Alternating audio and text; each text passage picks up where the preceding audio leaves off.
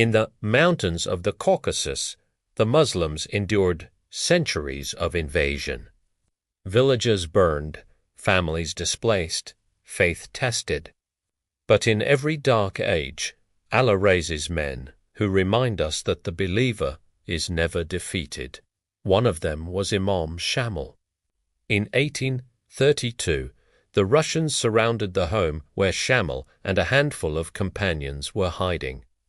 A spear pierced his chest, a bullet tore into his shoulder. Bleeding heavily, most thought he would fall. Instead, he rose. With sword in hand, he cut down soldier after soldier until the enemy themselves fled, terrified. He survived that day, and his people saw that Allah had preserved him for a greater role. When his teacher, Imam Ghazi Muhammad, was martyred, the people feared their movement had died with him. Shamil stood among them and declared, "Our Imam has been martyred, but Islam does not die. If I fall, another will rise. For every drop of blood, 1,000 seeds of faith will grow." That speech rekindled the flame of resistance, reminding them that the struggle was not for a man, but for Allah. Shamil's faith was his armor.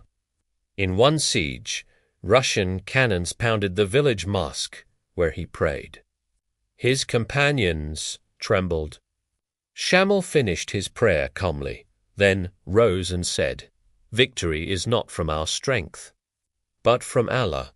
If we are with him, no empire can defeat us," and he led his men straight into the fight. But courage was only half his greatness, the other half was mercy.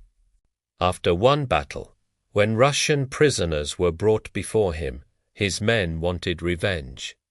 Shamil raised his hand and stopped them. They are prisoners, not beasts.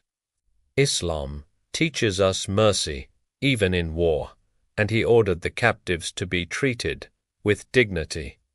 This was not the justice of men, but the justice of Islam. When he himself was wounded in battle, a spear lodged in his chest, his men wept, fearing he would die. But Shamil reminded them, "The believer's life is in the hands of Allah.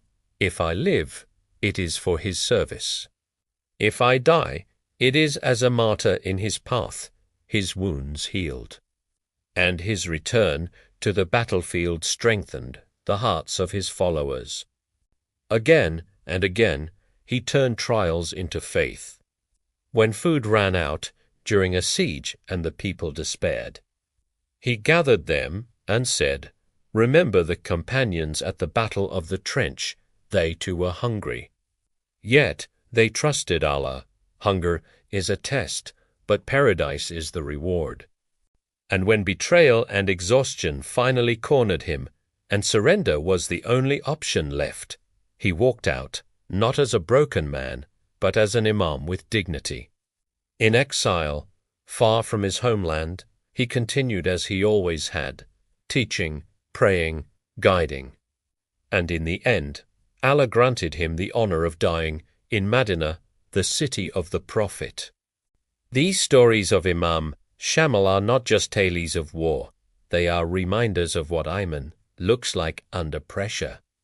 Courage with trust in Allah, mercy even with enemies. Patience in hunger and pain. And dignity in surrender to the decree of Allah. This is why he is remembered as the eagle of the Caucasus, and why his legacy still inspires hearts today. For the believer, his life is a lesson that true power lies not in swords or armies, but in faith that cannot be broken.